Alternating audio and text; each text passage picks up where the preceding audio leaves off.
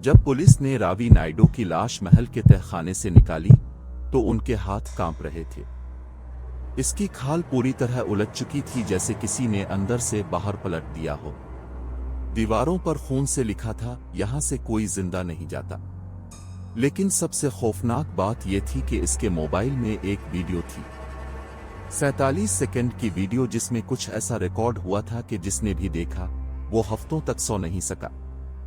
ये आंध्र प्रदेश के राजा साहिब के वहशतनाक महल की कहानी है, जहां आज भी रात को लोगों की चीखें सुनाई देती हैं। अगर आपको ऐसी खौफनाक और हकीकी कहानियां पसंद हैं तो इस वीडियो को लाइक करें और चैनल को फॉलो कर लें। ये एक छोटा सा क्लिक है, लेकिन इससे मुझे ऐसी और कहानियां अब तक पहुंचाने में मदद हासिल होती है। अब चलिए वापस रावी की तरफ और देखते हैं कि इस महल में क्या हुआ। रावी नायडू 34 साल का एक मजबूत आदमी था जो आंध्र प्रदेश में रहता था। उसका काम था बड़े बड़े बिल्डरों के लिए जमीनों पर गैर कानूनी कब्जा करना। पैसे अच्छे मिलते थे, इसलिए इसे कोई फर्क नहीं पड़ता था। एक दिन उसे एक बहुत बड़े बिल्डर का पैगाम मिला। इतने पैसों की पेशकश थी कि रावी को यकीन नहीं आया, लेकिन काम भी बहुत मुश्किल था। शहर से बाहर एक पुराने महल पर कब्जा करना था। जब रावी ने महल का नाम सुना तो उसकी सांस ऊपर की ऊपर और नीचे की नीचे रह गई। राजा साहिब का महल। ये महल शहर से 40 किलोमीटर दूर गहरे जंगल में था। कहा जाता है कि 200 साल पहले यहाँ एक जालिम राजा रहता था। उसने अपनी रियाया पर बहुत जुल्म किए। एक दिन लोगों ने बगावत कर दी और राजा को जिंदा जला दिया। लेकिन कहानी यहीं खत्म नहीं हुई। मरने से पहले राजा ने लानत दी थी कि जो भी उसके महल में आएगा वो उसे अपने साथ ले जाएगा। पिछले 200 सालों में 23 लोग इस महल में गए। इनमें से कोई भी जिंदा वापस नहीं आया। रावी ने सोचा कि यह सब तवहुमात है, उसे ये काम जरूर करना चाहिए। शाम के 4 बजे रावी अपनी मोटरसाइकिल पर निकल गया। बिल्डर ने कहा था कि उसे रात महल में गुजारनी होगी ताकि कब्जा मुकम्मल हो जाए। जैसे जैसे वो महल के करीब पहुंचा, रास्ते सुनसान होते गए। दरख्तों की शाखें इतनी घनी थीं कि सूरज की रोशनी जमीन तक नहीं पहुंच रही थी। एक अजीब बात यह थी कि पूरे रास्ते में एक भी परिंदा, एक भी जानवर नजर नहीं आया, जैसे कोई भी जानदार इस जगह के करीब नहीं आना चाहता। शाम के 6 बजे रावी महल के बाहर पहुंचा। महल देखकर उसके रोंगटे खड़े हो गए। ये कोई आम महल नहीं था। काले पत्थरों से बना हुआ, टूटी हुई मीनारात और दीवारों पर ऐसे निशान जो किसी जबान में नहीं थे। महल का दरवाजा खुला था, जैसे किसी का इंतजार कर रहा हो। रावी ने अपना मोबाइल निकाला और वीडियो रिकॉर्डिंग शुरू कर दी। उसने सोचा कि अगर कुछ हुआ तो कम अज कम सबूत तो रहेगा। अंदर दाखिल होते ही उसे एक अजीब सी बदबू आई, मुर्दा जानवरों की बदबू, लेकिन इससे कहीं ज्यादा खराब। दालान बहुत लंबा था। दोनों तरफ दीवारों पर मशलें लगी थीं, लेकिन कोई भी नहीं जल रही थी। रावी आगे बढ़ा। हर कदम के साथ फर्श से एक अजीब सी आवाज आ रही थी, जैसे वो किसी हड्डियों पर चल रहा हो। उसने मोबाइल की रोशनी नीचे की तो देखा कि फर्श पर कुछ अजीब से निशान थे, जले हुए हाथों के निशान, सैकड़ों की तादाद में। दालान के दोनों तरफ कमरे थे। एक कमरे का दरवाजा थोड़ा खुला था और उसमें से हल्की सी रोशनी आ रही थी। रावी को तजस्सुस हुआ। उसने इस कमरे में झांक कर देखा। अंदर का मंजर देखकर उसके पूरे जिस्म में सनसनी दौड़ गई। कमरे की दीवारों पर 23 तस्वीरें लटकी थीं। हर तस्वीर में एक मुख्तलिफ शख्स था, मर्द, औरतें, यहां तक के बच्चे भी। लेकिन खौफनाक बात यह थी कि सबके चेहरे एक ही तरह के थे, जले हुए, मुंह फटे हुए जैसे चीख रहे हों, आंखें फटी हुई। हर तस्वीर के नीचे एक नाम और तारीख लिखी थी। पहली तस्वीर 1824, आखिरी तस्वीर 2023, और सबसे डरावनी बात, दीवार पर एक खाली फ्रेम भी लगा था। 24वीं तस्वीर के लिए इस फ्रेम के नीचे पहले से लिखा था रावी नायडू 2024। रावी के हाथ पांव ठंडे पड़ गए। उसका नाम यहां पहले से कैसे लिखा है?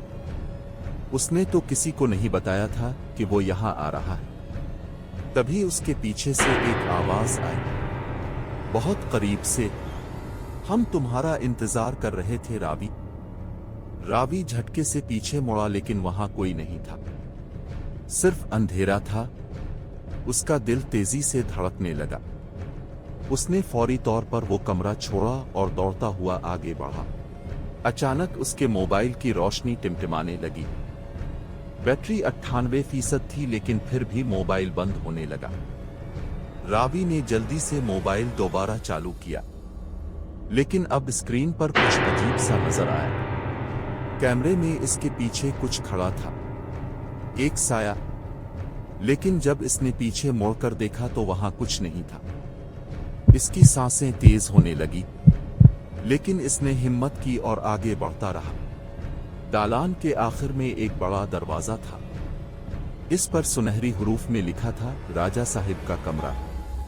रावी ने दरवाजा खोला। अंदर एक बहुत बड़ा कमरा था। बीच में एक पुराना तख्त रखा था और उसके पीछे एक बहुत बड़ी तस्वीर लटकी थी। तस्वीर में एक आदमी था, राजा, लेकिन उसका चेहरा जला हुआ था। आंखों की जगह सिर्फ सुराख थे और मुंह एक खौफनाक चीख में खुला हुआ था। रावी तस्वीर देख ही रहा था कि अचानक उसे महसूस हुआ कि कमरे का दर्जा हरारत गिर गया है। इतनी सर्द महरी कि इसकी सांसें धुआं बनकर निकलने लगी। इसी वक्त उसने देखा कि तस्वीर में राजा की आंखें हरकत कर रही हैं। वो सीधे रावी को देख रही थी। रावी ने कदम पीछे किया लेकिन तभी कमरे की सारी खिड़कियां अपने आप बंद हो गईं। जोर से इतनी आवाज हुई कि पूरा महल कांप उठा। दीवारों से एक अजीब सी आवाज आने लगी, जैसे कोई अपने नाखूनों से पत्थर पर निशान बना रहा हो। और फिर उसने देखा कि दीवारों पर खुद ब खुद लिखाई होने लगी। खून से लिखा जा रहा था, तुम 24वीं हो, पहले 23 की तरह तुम भी यहीं रहोगे। और फिर उसने सुना एक आवाज, बहुत धीमी लेकिन साफ। कोई इसका नाम ले रहा था, रावी रावी रावी। आवाज तख्त की तरफ से आ रही थी। उसने मोबाइल की रोशनी इस तरफ की तो देखा कि तख्त पर कोई बैठा, एक जली हुई शक्ल, बिल्कुल तस्वीर जैसी। रावी की चीख निकलने वाली थी लेकिन इसका गला जैसे बंद हो गया। वो ना बोल सकता था ना हरकत कर सकता था। वो शक्ल धीरे धीरे उठी और रावी की तरफ बढ़ने लगी। जैसे जैसे वो करीब आ रही थी, रावी को इसकी तफसीलात नजर आने लगी। जली हुई खाल से हड्डियां झांक रही थीं। आंखों के सुराखों से सुर्ख रोशनी आ रही थी और हाथों की उंगलियां बहुत लंबी थीं, जैसे पंजे। राजा साहिब की रूह ने अपना हाथ रावी की तरफ बढ़ाया और फिर एक आवाज आई, तुम मेरे महल में क्यों आए? रावी कुछ नहीं बोल सका। उसका दिल इतनी तेजी से धड़क रहा था कि लगता था फट जाएगा। राजा की रूह ने फिर कहा कि यहां से कोई जिंदा नहीं जाता।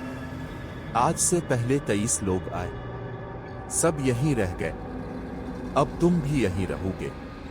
और फिर अचानक फर्श फट गया, नीचे से हाथ निकलने लगे, सैकड़ों हाथ, जले हुए, सड़े हुए।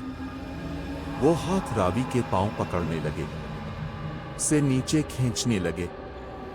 रावी चीखा लेकिन कोई आवाज नहीं निकली। वो नीचे खींचता जा रहा था।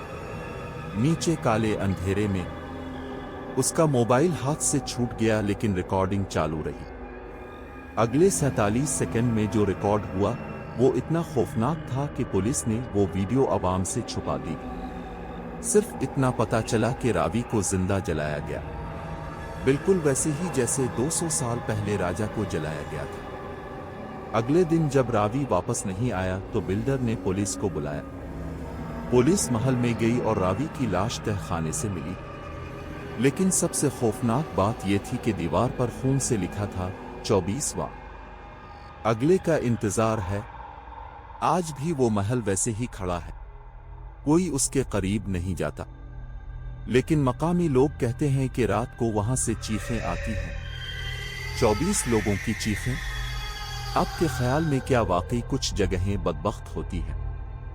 क्या इंतकाम मौत के बाद भी जिंदा रह सकता है? अपनी राय कमेंट्स में लिखी। अगर आपको ये कहानी पसंद आई तो लाइक, फॉलो करें और बेल आइकन दबा दें। अगली बार तक महफूज रहें और याद रखें, कुछ जगहों पर इंसान का जाना मना है।